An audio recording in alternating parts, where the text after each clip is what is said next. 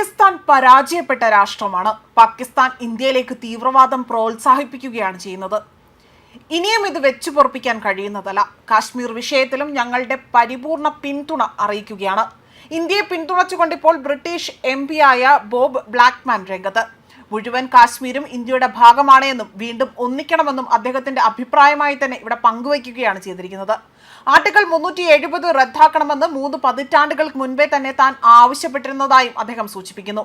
1990കളുടെ തുടക്കത്തിൽ പ്രത്യേകിച്ച് താഴ്വരയിൽ നിന്നുള്ള കാശ്മീരി പണ്ഡിറ്റുകളുടെ പലായനത്തെ തുടർന്ന് തന്റെ നിലപാട് രൂപപ്പെട്ടതിന് വലിയൊരു പങ്ക് വഹിച്ചതായും അദ്ദേഹം പറയുന്നു.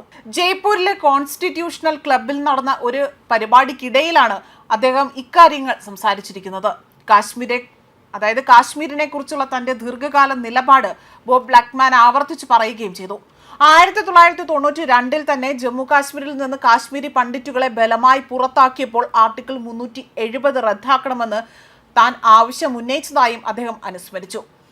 കുടിയേറി പാർക്കപ്പെട്ട സമൂഹം നേരിടുന്ന ഗുരുതരമായ അനീതിയിലേക്ക് ശ്രദ്ധ ക്ഷണിക്കാൻ UK അന്ന് ഞങ്ങൾ ശ്രമങ്ങൾ നടത്തി.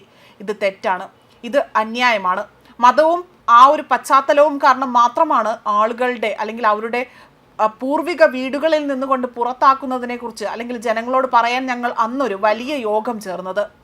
ഭീകരതയെ മാത്രമല്ല, ജമ്മു കാശ്മീരിലെ നാട്ടുരാജ്യത്തിന്റെ ചില ഭാഗങ്ങളിൽ പാകിസ്ഥാൻ നടത്തുന്ന നിയമവിരുദ്ധ അധിനിവേശത്തെയും ഞങ്ങൾ നിരന്തരമായി തന്നെ അപലപിച്ചുകൊണ്ടിരിക്കുകയാണ് എന്നും അദ്ദേഹം ഇവിടെ എടുത്തു സൂചിപ്പിക്കുകയാണ് ചെയ്തിരിക്കുന്നത്. ജമ്മു കാശ്മീരിന്റെ മുഴുവൻ ഭാഗവും ഇന്ത്യയുടെ കിരീടത്തിന് കീഴിൽ വീണ്ടും ഒന്നിക്കണമെന്ന് ആഗ്രഹിക്കുന്നതായും അദ്ദേഹം വ്യക്തമാക്കി. നേരത്തെ തന്നെ പഹൽഗാമിൽ 26 പേർ കൊല്ലപ്പെട്ട ഭീകരാക്രമണത്തെയും അദ്ദേഹം ശക്തമായ രീതിയിൽ അപലപിച്ചിരുന്നു. ജൂണിൽ നടന്ന ഓപ്പറേഷൻ സിന്ദൂർ ആകട്ടെ, അതിൽ വലിയ രീതിയിൽ ഗ്ലോബൽ ഔട്ട്റീച്ച് പ്രോഗ്രാമിനിടെ പോലും ബ്ലാക്ക്മാൻ ആകട്ടെ പാകിസ്ഥാനെ പരാജയപ്പെട്ട രാഷ്ട്രം എന്ന് വിശേഷിപ്പിക്കുകയാണ് ചെയ്തത്.